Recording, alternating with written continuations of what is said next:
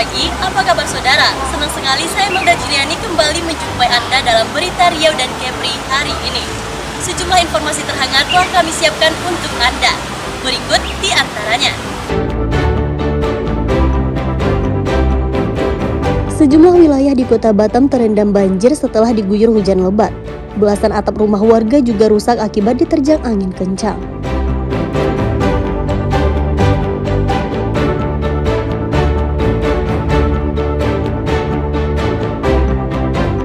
Unjuk rasa mahasiswa di kantor DPRD Rokan Hilir berlangsung ricuh.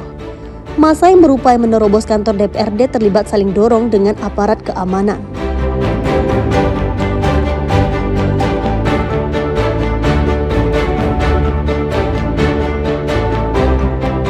Kerajinan berbahan eceng gondok dan serat alam diminati pasar internasional. Dari tangan-tangan terampil dihasilkan aneka barang kebutuhan rumah tangga yang unik dan cantik.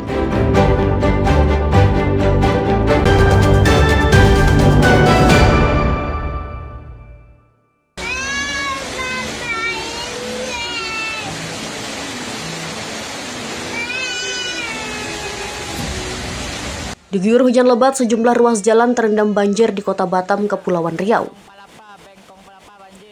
Kawasan yang terendam diantaranya perumahan di kawasan Bengkong dan Nagoya. Sebagian pengendara motor terpaksa mendorong kendaraan akibat mogok setelah nekat menerobos genangan banjir.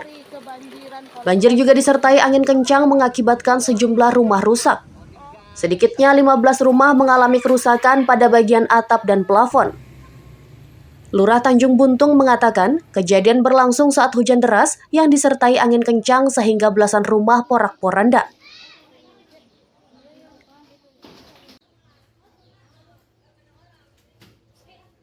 Kita nih arah anginnya itu ada 4 RW yang kena. Mulai dari Sarmen, RW 3, Bengkong Abadi, habis itu RW 14, Abadi Baru, habis itu Kapling, Tanjung Buntung RW 2, Laut. Sampai situ ininya. Total berapa rumah yang rusak, Pak? Kalau rumah untuk sementara kita hitung tadi sekitar 15 rumah. Di RW 14 itu ada 7. Di sini tadi kita hitung ada 6. Di RW 2 1 rumah 1 kasur. Kalau sementara 15. Banjir kini mulai berangsur surut, namun masyarakat diimbau untuk mengungsi karena diperkirakan curah hujan masih tinggi dalam beberapa hari ke depan. Auli Iksan melaporkan dari Batam, Kepulauan Riau.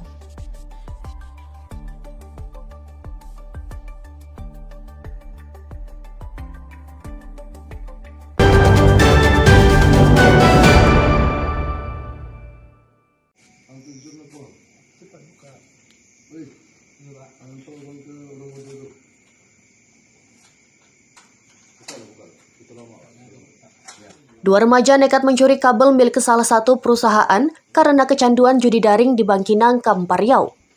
Kedua tersangka masing-masing berinisial AP dan AL ditangkap tim Opsnal Polres Kampar di tempat terpisah di Bangkinang Kota. Guna penyelidikan, kedua tersangka dibawa ke kantor Polres Kampar. Bersama tersangka, polisi menyita 1 gulung kabel hasil kejahatan. Polisi masih mengembangkan kasus dan mengejar 3 tersangka lain dalam komplotan itu. Dari penyelidikan awal, komplotan remaja mencuri karena kecanduan bermain judi daring.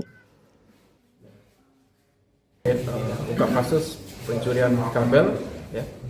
Kita sudah amankan 2 pelaku, ya, yang mana 1 pelaku tadi sudah di depan hadapan kita semua, 1 pelaku lagi yaitu pelaku yang masih di bawah umur. Tadi kita sama-sama mendengar bahwa hasil dari curian tersebut digunakan untuk bermain slot atau judi online.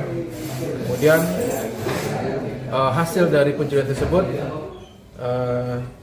dia berhasil menjual dengan nominal 7 juta rupiah. Tersangka kini ditahan di Polres Kampar, dikenakan Undang-Undang Pencurian disertai pemberatan dengan ancaman hukuman 6 tahun penjara. Ahmadison dan Firman Domo melaporkan dari Kampar Riau.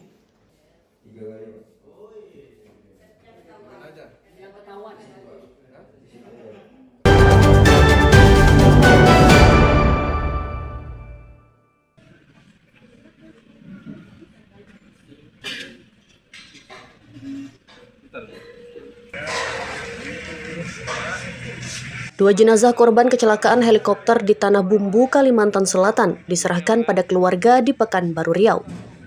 Kedua jenazah yakni Iboy Irfan Rosa dan Yudi Febrian Rahman dibawa menggunakan pesawat Super Airjet setelah transit di Jakarta. Kedatangan jenazah tiba di Terminal Kargo Bandara Sultan Syarif Kasim II Pekanbaru disambut haru keluarga dan kerabat. Selanjutnya kedua jenazah langsung dibawa ke rumah duka di dua tempat, yakni di Perum Pandau Permai dan Jalan Pangeran Diponegoro.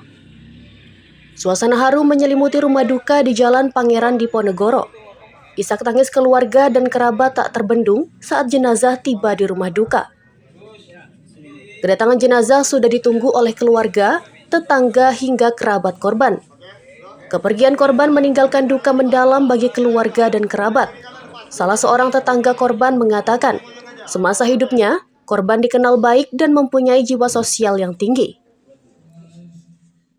Dan alhamdulillah beliau ini adalah termasuk orang yang baik di komplek ini. Dan malahan terakhir ketika saya juga jadi panitia 17 Agustus yang baru-baru kemarin, beliau masih sempat menyumbangkan dana untuk acara 17 Agustus untuk kita.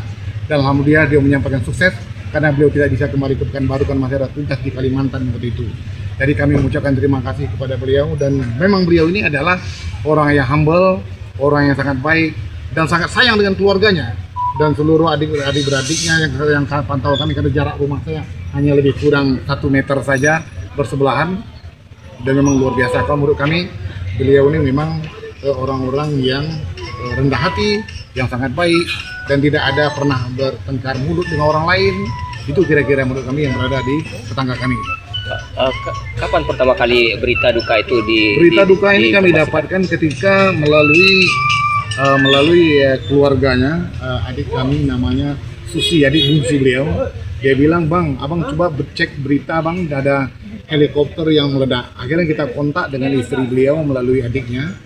Memang katanya setelah berangkat dari kantor beliau menuju ke lokasi, itu baru 10 menit jaraknya dari helikopter. Katanya pesawat helikopternya sudah meledak. Selanjutnya jenazah akan dimakamkan di tempat pemakaman umum atau TPU Jalan Hang Tuah Pekanbaru. Ahmad Ison dan Aulia Roni Tuah melaporkan dari Pekanbaru Riau.